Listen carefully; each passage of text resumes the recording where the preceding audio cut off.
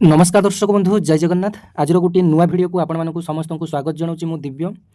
दर्शक बंधु यही खबरटी सारा ओडिशार प्राथमिक शिक्षक मानक पई बहुत ही गुरुत्वपूर्ण अटे। जो माने कि वर्तमान सुधा ओटीटी परीक्षा रे कृतकार्य होई नांती बा ओटीटी रे पास करि नांती से मानक पई बहुत ही बड़ अपडेट रही। तेबे directorate of elementary education Odisha तरफ 31/3/2026 रे टीईटी बा ओटीटी को नहीं एक लेटरटी जारी होईची। सेथिरे डाटा मगा जाईची को माने ओटीटी पास करिसंती को माने कि ओटीटी पास करि नांती। तेबे आपण मानक पई बड़ अपडेट कहि परिबा काहेकि ना सुप्रीम कोर्ट रो मध्ये ऑर्डर रही जे आगामी 2 वर्ष मध्य समस्त टीचर मानक टीईटी परीक्षा पास करने पड़ो। आपण मैंने जदि हाई स्कूल टीचर होते ओएसटीटी परीक्षा कृतकार्य होगा पड़ो। जदि आपण मैंने प्राइमरी टीचर होते ओटीटी परीक्षा कृतकार्य होगा पड़ो आगामी 2 वर्ष मध्य।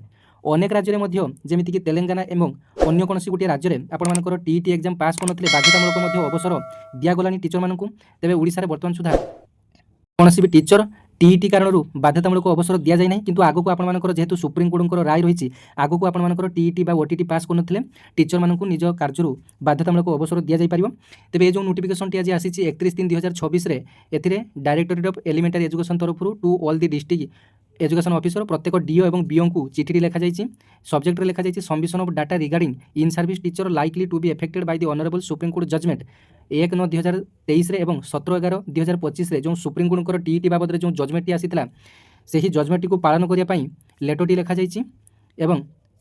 सार and madam in enclosing here with the letter number 4/2/2026 of additional secretary to the government S M and school and mass education department on the subject cited above I am directed to request to submit the required information data in the prescribed format SPD USPA compliance of honor submission of same government school and mass अर्थात school and mass education department रे कौन कौन शिक्षक मैंने बर्तमान सुधा OTT पास करना से data देवाई प्रत्येक बीओ और डीओ ऑफिस को एलिमेंटरी एजुकेशन ओडिशा तरफ एक नोटिस जारी करा जायछि। तेबे 2011 पूर्व जो मैंने कि बर्तमान सुधा टीचर नियुक्ति अच्छी प्रायत अनेक गणशिक्षक अच्छे जो मैंने कि ओटीटी पास करना बहुत सारा टीचर अच्छा तेज से बड़ अपडेट जदि आपने ओटीटी पास करना आगामी 2 वर्ष आपको जमी भी हो ओटीटी पास करने पड़ो।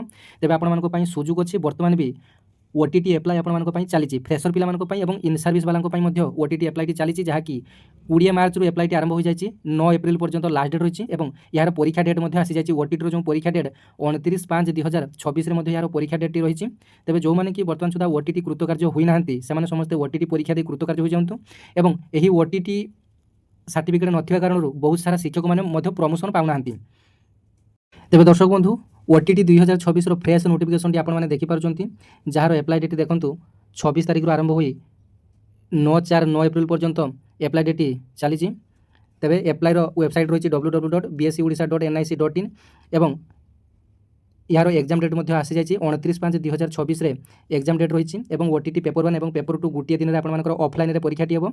पेपर 1 आपर 9 रू 11:30 AM पर्यंत पेपर 2 आई 2 रू 4:30 PM पर्यंत और पेपर 1 को मैंने देपारे ना जो मैंने केवल सीटी करेंगे और पेपर 2 आई को मैंने देपारे ना सीटी सहित +3 आपने पास करते तेज आपने पेपर 2 आई आपने देपारे। तेबे यहाँ थिला आपंपाई बड़ अपडेट जो मैंने कि ओटीटी पास करना आगामी दिन में कौन हम आपने भी निजे भी जानी ना कहीं सुप्रीम कोर्ट राय रही सुप्रीम कोर्ट फैसला है फाइनाल फैसला। सुप्रीम कोर्ट कहते 2 वर्ष आपर आगामी 2 वर्ष मध्य ओटीटी पास करने निहाती पड़ो। जो मान 5 वर्ष कम चाकरी काल रही से ओटीटी पास न कले चलो कि जो मान 5 वर्ष अधिक चाकरी काल रही निहाती भाव में पास करने पड़ो। तेबे यहाँ थिला आपंपाई संपूर्ण अपडेट। धन्यवाद। जय जगन्नाथ।